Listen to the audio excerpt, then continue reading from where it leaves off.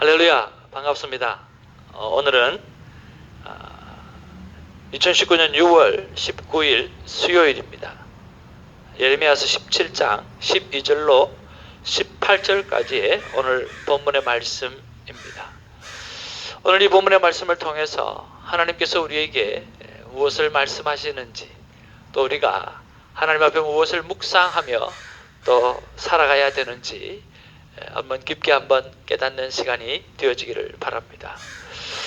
오늘 예레미야서 17장 12절에서 18절 말씀은 예레미야서의 세 번째 하나님 앞에 고백을 올려드리는 고백문이라고 볼 수가 있습니다. 꼭 다윗과 같이 예레미야의 삶이 쉽고 또 그런 삶이 아니고 너무나 힘들고 어렵고 또 무엇보다 시대적인 왕따를 당하는 그런 입장에 있고, 또 유다 백성의 잘못된 신앙관 때문에 정말 이 예레미야를 힘들게 하는 그런 상황 가운데 있음에도 불구하고 예레미야는 꼭 다윗과 같이 하나님 앞에 찬양하며 먼저 나오는 그런 모습을 볼 수가 있습니다. 그런 면에서 우리의 삶이 어떤 상황을 맞이한다 할지라도 하나님 앞에 찬양으로 또 나아가는 모습이 정말 하나님의 마음에 합당한 삶의 모습이라고 생각이 되었습니다. 12절에 보니까 영원하오신 보좌여 시작부터 높이 계시며 우리의 성소시며 이스라엘의 소망이신 여호와여 무릇 주를 버리는 자는 다 수치를 당할 것이라. 무릇 여호와를 떠나는 자는 흙에 기록이 되오리니 이는 생수의 근원이신 여호와를 버림이니이다. 오늘 12절에 보니까 태초부터 높은 곳에 자리한 영광스러운 보좌는 우리의 성소가 있는 곳입니다 라고 우리말 번역에 번역을 했는데요, 이처럼 하나님 앞에서 이렇게 찬양을 하고 나아가는 이 아름다운 모습을 바라보면서 나는 힘들고 어려울 때, 내 상황이 고통스러울 때, 그때도 하나님을 찬양하는가, 하나님 앞에 기쁨으로 나아가는가, 여전히 하나님이 나의 소망이다라고 믿음을 가지고 나아가고 있는가 라고 하는 것을 한번 생각해 보면 좋을 것 같습니다. 여기에 보니까 오늘 유다 백성이 무엇을 버렸다고 합니까? 바로 생수의 근원 되신 바로 여호와를 버렸다라고 말씀합니다. 여러분은 생수하면 어떤 생각이 납니까? 우리가 이렇게 병물, 이렇게 바로에 들어가 있는 우리 물을 이렇게 보지 않습니까? 그걸 보면 생수라는 생각이 듭니까? 그런 생각이 안 들죠. 그냥 바로병이다, 물병이다라고 하는 생각이 들죠. 생수하면 어떤 생각이 듭니까? 말 그대로 살아있는 물이라고 하는 그런 느낌이 들죠. 그렇습니다. 오늘 하나님은 우리를 살리시는 물과 같은 존재이시고요, 하나님은 나를 살릴 뿐만 아니라 하나님의 말씀으로 다른 영혼을 살릴 수 있는 바로 생수의 물인 것입니다. 또한 생수라는 의미는 우리가 끝없이 솟아오르는 운물의 물과 같이 그 샘이 터져나오는 것처럼 끊임없이 터져나오는 물과 같은 그런 느낌을 받지 않습니까? 하나님은 우리의 삶의 어떤 상황 가운데도 끝없이 터져나오는, 끝없이 공급해 주시는 바로 살아있는 물이라고 하는 것이죠. 그래서 성경은 이 물과 함께 오늘 성령을 함께 비교하면서 성령이 바로 생수요, 오늘 예수 그리스도가 또 생수라고 하는 것을 말씀하고 있어요. 그런 면에서 오늘 성경에 보니까 이 생명의 근원 되시는, 생수의 근원이 되시는 여호와를 버렸다. 오늘 이스라엘은 더 이상은 살아있는 물, 오늘 그들을 살리는 물, 그리고 끊임없이 공급해 주시는 하나님의 은혜를 잃어버리게 되어졌다라고 하는 거죠. 혹시 나의 삶 가운데, 우리의 삶 가운데 끊임없이 공급되어 주는 것이 바로 이 생수의 근원 되신 여호와 하나님인데, 여호와 하나님의 말씀인데, 우리가 그것을 놓고 살아가고 있지는 않는지, 또 그것을 얼마나 붙잡고 살아가는지 깊게 생각해보는 그런 큐티타임이 되어지기를 주님의 이름으로 축복을 드립니다. 14절에 보니까 여호와여 주는 찬송이오니 나를 고치소서 그리하시면 내가 낫겠나이다.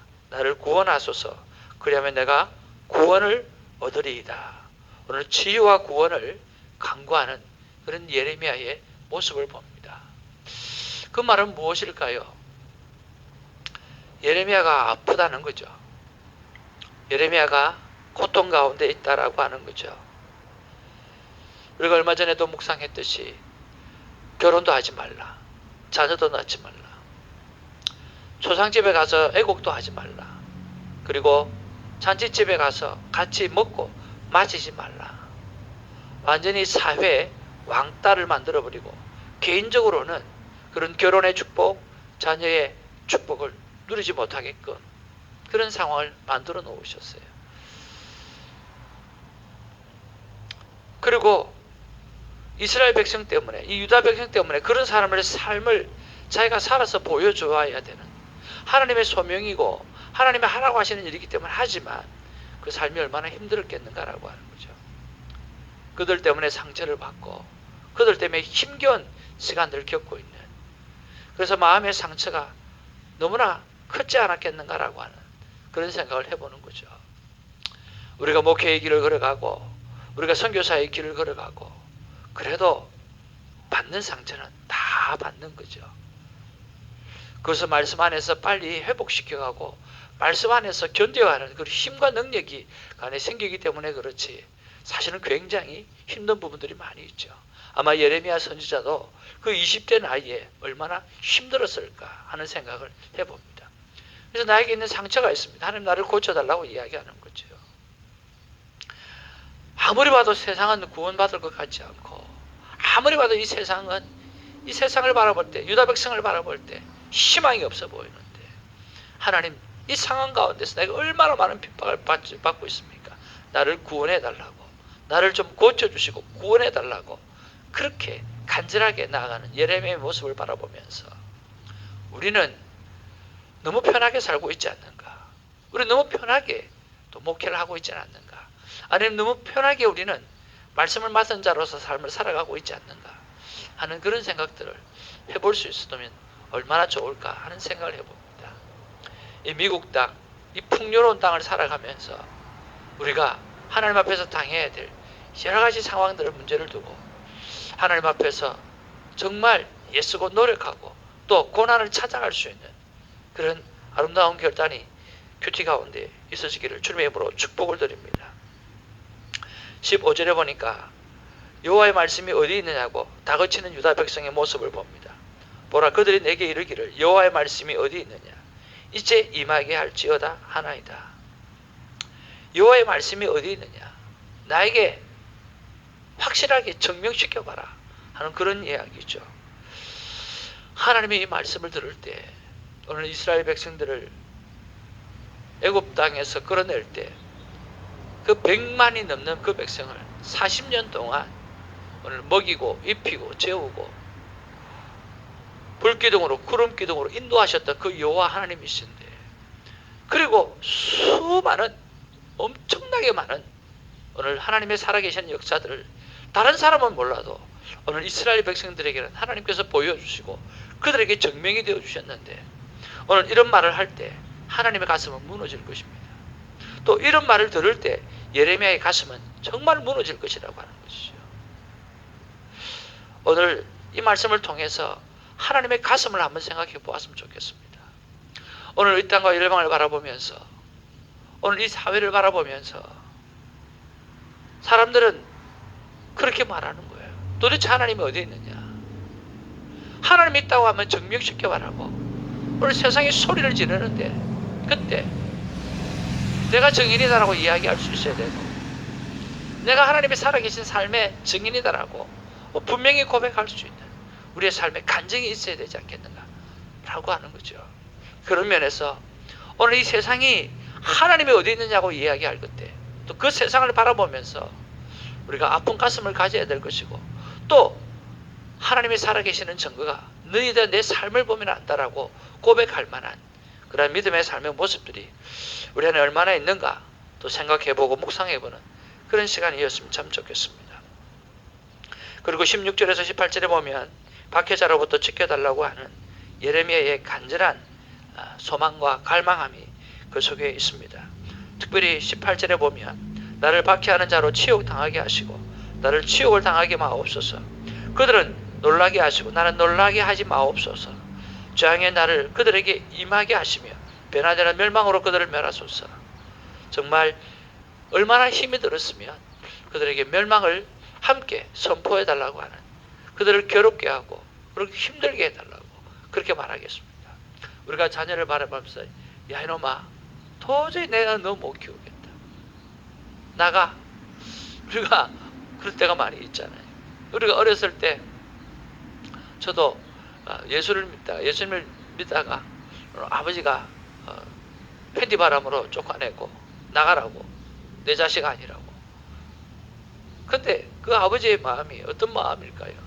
정말 자식을 내보내고 싶어서? 아니죠. 어떻게 하면 좀 바르게 자라고, 어떻게 하면 좀 더 제대로 자라고, 어떻게 하면 바른 길로 좀 인도할까 싶어서 하는 그런 마음이죠. 아버님이 나를 막 핍박할 때 저는 이런 생각을 했어요. 어느 날 하나님, 내가 왜 이렇게 핍박을 받아야 됩니까? 그랬더니 하나님께서 제 마음에 이런 마음을 주시는 거예요. 대장아, 아버지는 널 얼마나 사랑하는지 모른다. 아버지의 생각에는 한 집안에 종교가 2개가 되어지면 그 가정에 문제가 생기고 그리고 그 자녀에게 문제가 생기고, 그러니까 혹시나 네가 2 종교를 믿음으로 말미암아 네가 다칠까봐, 우리 가정에 어려움이 생길까봐 걱정하는 마음에서 그렇게 하는 거라고 하는 그런 마음을 주시는 거예요. 와우, 이것까지도 부모는 나를 향한 마음이구나. 나를 안전하게 했으면 좋겠고 나에게 어려운 일이 없었으면 좋겠다라고 하는 그런 부모님의 마음이구나 라고 하는 그런 마음을 하나님이 저에게 주셨을 때, 아버지를 향해서, 핍박하는 아버지를 향해서 더 기도할 수밖에 없었고 더 사랑할 수밖에 없었고 더 그 아버지를 칭찬할 수밖에 없었던 그런 삶의 순간들이 내 안에 있었던 것을 생각해 봅니다. 사랑하는 성도 여러분, 그렇습니다.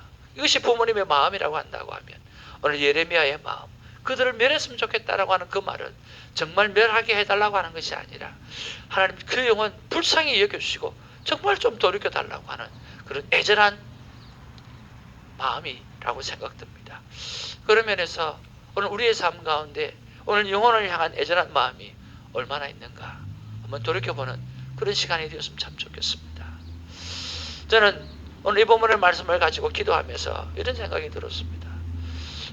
정말 나는 하나님 앞에서 몇 시간을 내 삶의 모든 이유들을 오늘 하나님을 생명의 근원으로 삼고 사람을 만날 때 그 영혼을 어떻게 할까, 어떤 일을 만날 때 하나님 앞에 어떻게 영광을 돌려드릴까, 그런 관점에서 모든 것을 생각하고 있는가, 그런 생각을 해보게 되었어요.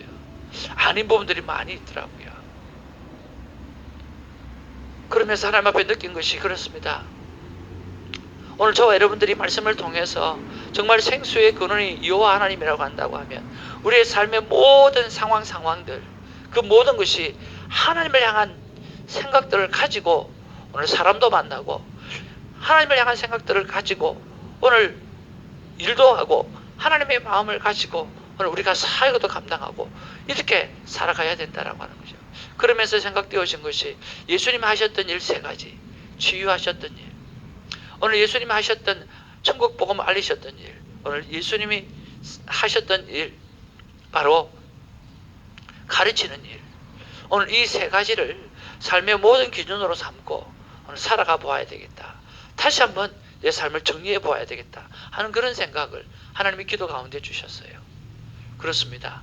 오늘 우리의 삶을 정리할 때에 오늘 예수 그리스도의 이름으로 얼마나 많은 사람을 상처를 당한 사람을 치유하였는지, 오늘 우리가 예수 그리스도의 천국 복음을 누구에게 얼마만큼 전했는지, 그리고 오늘 하나님의 말씀이 필요한 자들에게 얼마만큼 가르쳤는지, 이 세 가지가 오늘 삶 가운데 어떤 순간에도 다 적용이 되어지는 그런 하루를 살아가는 그런 삶이 저와 여러분에게 있기를 주님의 이름으로 축복을 드립니다.